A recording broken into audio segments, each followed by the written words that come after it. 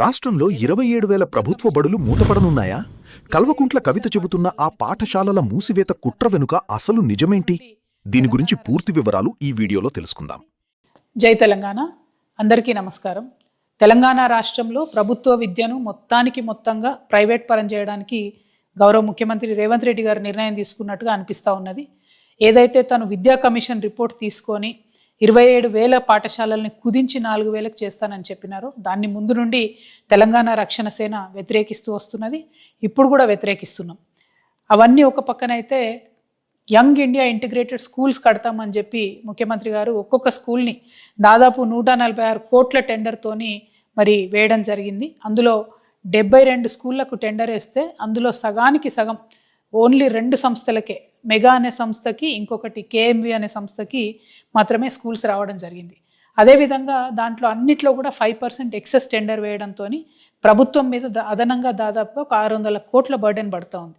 అంటే టోటల్గా 11,000 కోట్లతోని ఈ రాష్ట్రంలో 72 స్కూళ్ళు కడతానని ముఖ్యమంత్రి గారు నిర్ణయం తీసుకున్నారు. నేను సూటిగా ముఖ్యమంత్రి గారిని ఒక ప్రశ్న వేస్తా ఉన్నా.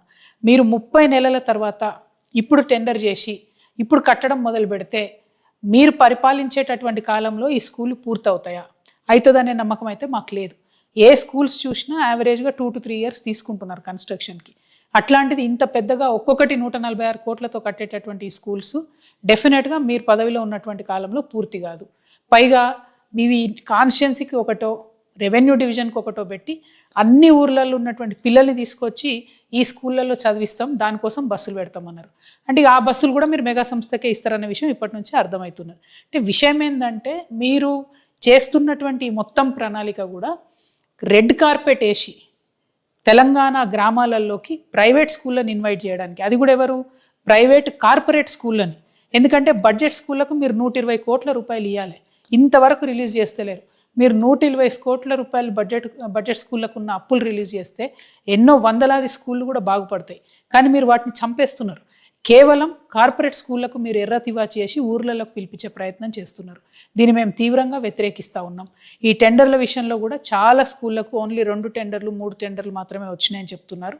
దానివల్ల టోటల్గా ఈ సిస్టమ్ అంతా రింగ్ అయిందని చెప్పి నేను కాదు, వెలుగు పత్రిక రాసింది. ఆ వెలుగు పత్రిక కూడా ఒక కాంగ్రెస్ ఎంపీ గారి పత్రికనే, మరి మాదైతే కాదు. కాబట్టి మరి వెలుగు పత్రిక రాసినటువంటి వ్యాసం చూసైనా ఖచ్చితంగా ఈ టెండర్లో ఏం గోల్మార్ జరిగింది, ఏం జరిగింది అనే విషయం ముఖ్యమంత్రి గారు ప్రజలకు తెలియజేయాలని చెప్పి నేను డిమాండ్ చేస్తూ ఉన్నాను. ఇంకొక మాట, తెలంగాణ రక్షణ సేన పదే చెప్తూ వచ్చింది, బడి ఎంత ముఖ్యమో గుడి ఎంత ముఖ్యమో బడి ఎంత ముఖ్యమని మేము చెప్తూ వచ్చినాం. ఇవాళ బళ్ళల్లో ఊర్లలో పరిస్థితి ఎట్లా ఉందంటే, June 12 నాడు స్కూల్ స్టార్ట్ అయితే ఆల్మోస్ట్ ఇవాళ జూలై ఒక నెల అయిపోయింది, ఇప్పటి వరకు కూడా స్కూల్ డ్రెస్సులు రాలేదు. చాలా చోట్ల చినిగిపోయినటువంటి బట్టలతోని పేద పిల్లలు స్కూళ్ళకు వెళ్తున్నటువంటి పరిస్థితి ఉన్నది. మరి ఇది కరెక్టేనా? ఇది న్యాయమేనా? మరి ఇట్లాంటి సందర్భంలో మీరు ఇంకా మొత్తం ఉన్న స్కూళ్ళు తీసేస్తా 4,000 స్కూళ్ళే పెడతా అంటే మరి ఇప్పుడున్న టీచర్లు అందరిని ఏం చేస్తారు? మీరు కొత్తగా టీచర్ రిక్రూట్మెంట్ అనేది చేయరా? తెలంగాణలో టోటల్గా విద్య అనేటటువంటిది ప్రైవేట్గా ఇచ్చేస్తారా? ఇటువంటి అనుమానాలు కలుగుతూ ఉన్నాయి. కాబట్టి మేము మీ మొత్తం పాలసీని చాలా తీవ్రంగా వ్యతిరేకిస్తున్నాం. మీరే విద్యాశాఖ మంత్రిగా ఉన్నారు. మిమ్మల్ని ఇంకొక ప్రశ్న నేను సూటిగా అడుగుతా ఉన్నా. ఇవాళ మార్కెట్లో ఒక గుడ్డు 8 రూపాయలకు దొరుకుతుంది. మధ్యాహ్న భోజన పథకం వాళ్లకు ప్రభుత్వం నుంచి ఇవాళ 6 రూపాయలు ఇస్తూ ఉన్నారు. మరి 2 రూపాయల డిఫరెన్స్ ఆ పేద వంట వండేటటువంటి వాళ్ళు ఎట్లా మరి వాళ్ళు ఆ డిఫరెన్స్ బేర్ చేస్తారు? ఇవాళ మన రాష్ట్రంలో దాదాపుగా 3 రోజులు వారంలో గుడ్లు పెడతా ఉన్నాం. కానీ కర్ణాటకలో పిల్లలకి ఆల్మోస్ట్ 5 days ఎగ్స్ పెడతా ఉన్నారు. మరి అట్లాంటిది మీరు ఎందుకు ప్లాన్ చేస్తలేరు?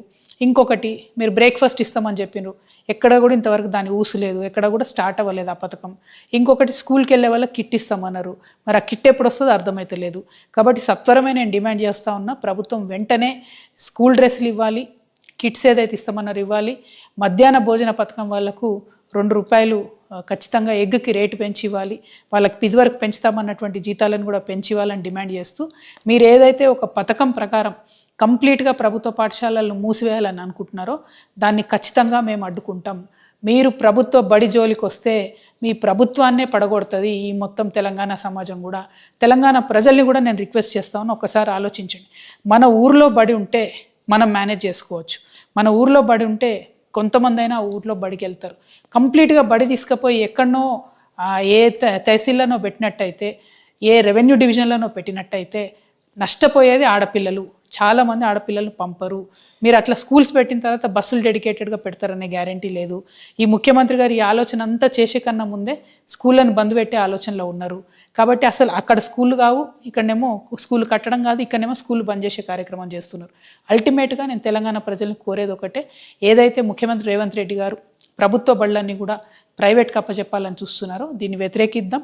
గ్రామ సర్పంచ్లందరినీ కూడా నేను రిక్వెస్ట్ చేస్తున్నా, మీ ఊర్లో బడి కనుక మూసేసేటట్టయితే దానికి వ్యతిరేకంగా తీర్మానం చేయండి.